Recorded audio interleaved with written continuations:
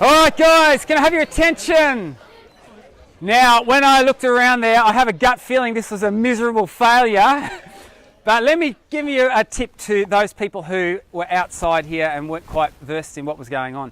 What we were actually trying to replicate is a study that was conducted at Ohio State University, whereby they put people in a room, and what they actually got them to do is a test, a fairly basic test, and they sat down there with pen and paper, and they were doing this test, but one of the people in the room was nominated as a influencer. And first of all, they did things like they would tap their feet like this, just rock their foot backwards and forwards, a bit Elvis style, right? And then what they would notice that after a relatively short space in time, the person who just thought they were there to do a test, unwittingly would start to do the exact same thing with their feet. Then they would do things like rub their nose or rub their face like this. And they'd, after a while, constantly doing this, these people who were there just to do a test, all of a sudden started to replicate the same kind of actions. Now, we were trying that experiment. We had them, your influencers, rubbing their nose and changing their posture and even throwing in a yawn, which we know... that's what that was about. Okay, show of hands. Did any influencers actually have an effect? You got him. What did you get him to do? You got him to touch his face. And he's sitting there going, why am I touching my face? But anyone else get influencers work? What happened? She scratched her nose. Why were you scratching your nose? I don't know. Anyone else? You sat the same way. This is very interesting. Do you know that some posture is a very powerful thing? And what we now know, and I'm going to tell you why this actually works the way it does, but what we now know is that if you want to create rapport with people, by mimicking their actions, you can help to achieve that. So, for example, in the marketing world, in sales, they know this very well. If you want to actually connect with someone, right, what you want to create the impression is that you're like them, because then they warm to you more. And so they will do things like adopt the same posture as you. If you sit back, they will sit back. If you lean in, they will lean in. But even their language that they use, for example, and this is getting a little bit crazy, but don't freak out about this, but if you listen to the way that people speak, you can actually get a clue as to how they process information. So for example, if someone says to me, oh yeah, I hear what you're saying, what I can instantly know is that they are an auditory person. They process information very effectively by hearing. And so a salesperson, if you wanted to manipulate someone, of course none of us here want to do that, but if you did want to, your language and your speak would be more auditory in nature. So I would talk about, hey, you want to see this car? This car, you don't want to just see it, you want to hear this car. When this car starts up and you hear that whoom, whoom, whoom of the engine, wow. And an auditory person will really resonate with that. As compared to if someone were to say, oh yeah, I see what you're saying there. Well, I know that they're a visual person. And so I would talk about, you should see this car. You know, it's red or it's whatever, it's yellow, and the curves on the car, and this connects and resonates with people. So they actually use that technique in sales. But why does it work the way it does? Why is it that yawning is contagious socially for about 50% of people? Right? So if you in a crowd yawn, roughly 50% of people, and I've just said the word and you're doing it already, about 50% of people will yawn in sympathy. Why is that? Well, here's the science. What we know, and we've been learning about your emotional brain, called the limbic system, we call it the limbo, and we also have learnt that this limbo is a highly impressionable part of you. In fact, it's like a 2-year-old child, very impressionable. But guess what? Your limbo seems to be connected to the limbo of other people. And remember, as we've learnt, the language of your limbo, it's your emotional brain, is feelings. And so what we've actually discovered, that within your limbo, within your emotional brain, you actually have these neurons, these special nerves called mirror neurons. Raise your hand if you've heard of these before. Right, so mirror neurons, a fascinating thing. What they do is they essentially light up in synchrony with other people's limbos. So I'll give you an example. When you see someone yawn, Essentially what happens is your limbo, there they go again, their limbo actually goes, it empathizes with that person and it yawns too because it feels tired. In the same way, now gentlemen, you know all about this, if all of a sudden you see someone in sport all of a sudden get hit in a place that isn't pleasant to get hit, right? Guys, you listen, right? You see it happen on TV, the guys will go, oh! Right, this is, oh! It's because their limbo is lighting up with the limbo of that other person in sympathy with them. You see, what happens is these mirror neurons contained within your limbo give you the ability to empathize, to feel with other people. And what this means is that it is our limbos that connect us. Right? You know, I want to suggest to you that what connects us is feelings. It's feelings. It's not necessarily thoughts, it's feelings. It's feelings that connect us. Why? Because feelings are the language of your limbo. Your limbo is so intuitive. You know, remember, it's like a 2-year-old kid. It's not a thinking brain, it's a feeling brain. But it's so intuitive that it can do things like talk with someone, and whilst you're talking with someone and your thinking brain's doing its thing and communicating with them, your limbo on the undersurface is the whole time picking up on all these subtle cues that this person's giving off.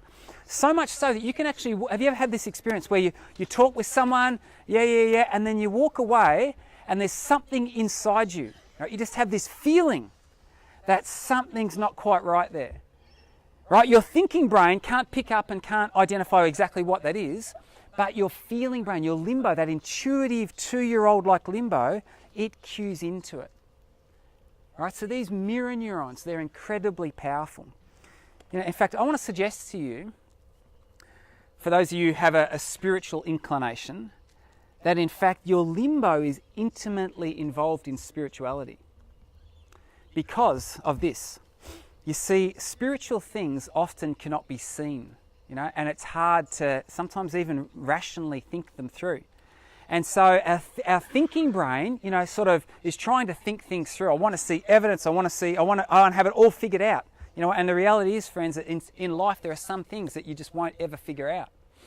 But your limbo, this intuitive one, this feeling one, seems to be a lot more open, a lot more sensitive to these kinds of things. And what's intriguing is that if you look at the language that people use when they talk about spiritual things, it's not thinking language. It's feeling language. You know, so for example, why did you go and do that?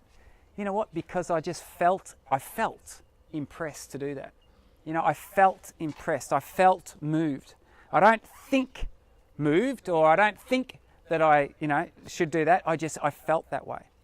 So, you know, it's my impression that your emotional brain, that impressionable 2-year-old limbo, is very much involved in spiritual connection. It's part of your spiritual hub.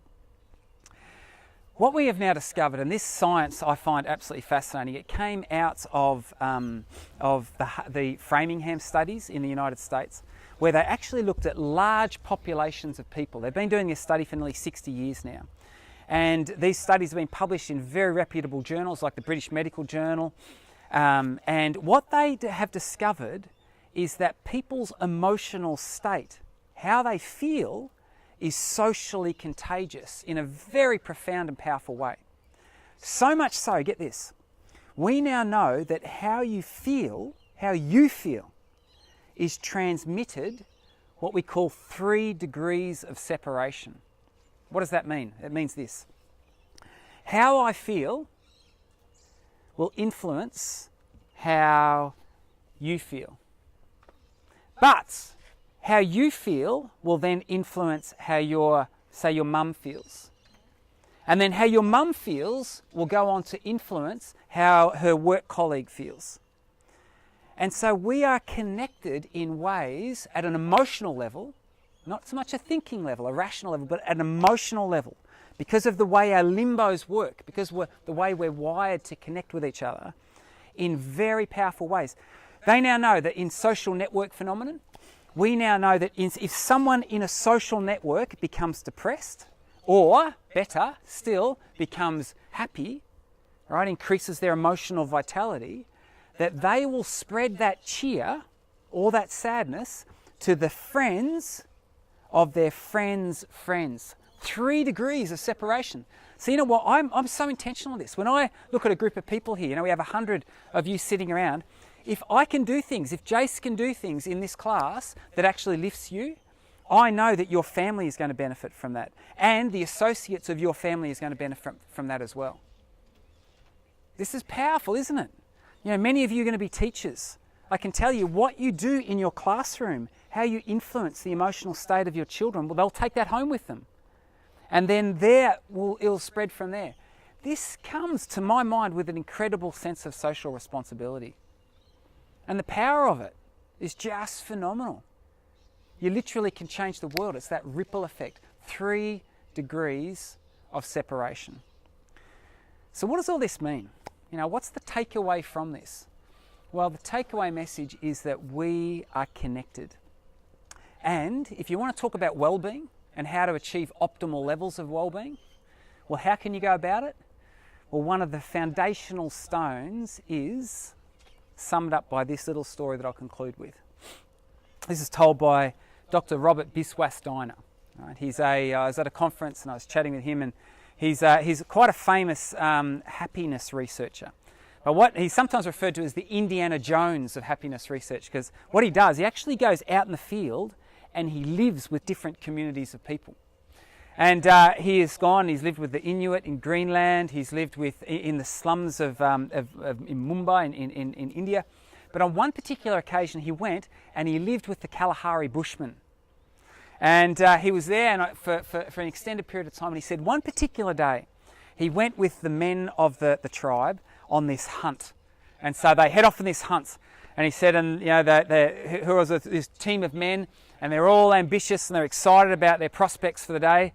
And they go on, he said, a couple of times, and it was a scorching hot day. He said, you know, we're going through the Kalahari Desert there. It's just very little shade. It's hot. It was just oppressive. And he said, and a couple of times we got close to some prey, and then the prey was gone. And he said, at the end of the day, we had absolutely nothing to show for this. And he said, and all of a sudden the men decided that it was time to head back to the village. And so they all agreed, and they turned and they started heading back to the village. And he said, I felt completely deflated and dejected. I just thought, hey, you know what? We've got nothing to show for it. All that day of hard trudging through the desert heat. And he said, but as these men of the town, of the village, started to head back, he said they started to sing a song. And it wasn't a woe is us kind of number. He said it was an upbeat. It was a this upbeat, happy song. And he said he couldn't believe it. He said for him it was quite contrasting. You know, so what he just experienced, but all of a sudden there was this upbeat vibe.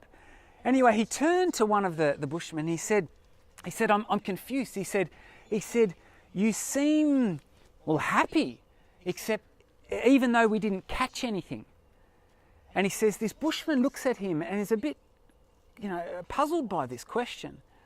And then he turns to Dr. Robert Biswas-Diener and he says, He says, we didn't catch anything, but we didn't catch anything together. You see, together feels better. Together feels better.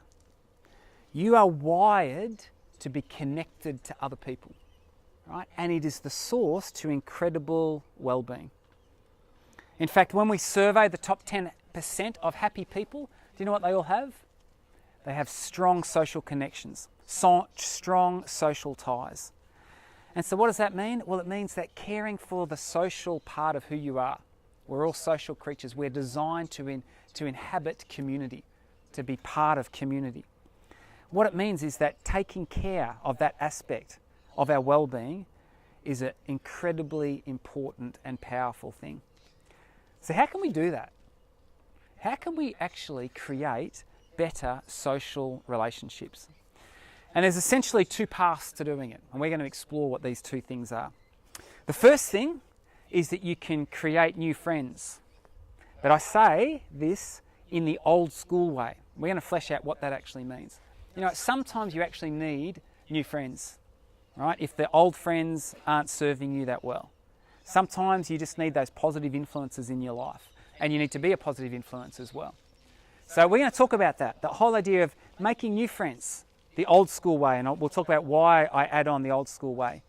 But then we're actually going to look at even something more profound, and that is you can create new friends, but better still and greater still is to nurture and strengthen the relationships that you already have. And when it comes to that, there are two particularly profound things that you can do in that space. And we're going to flesh those out and explore what they are. The takeaway message, together feels better. Prioritise your relationships. Jace.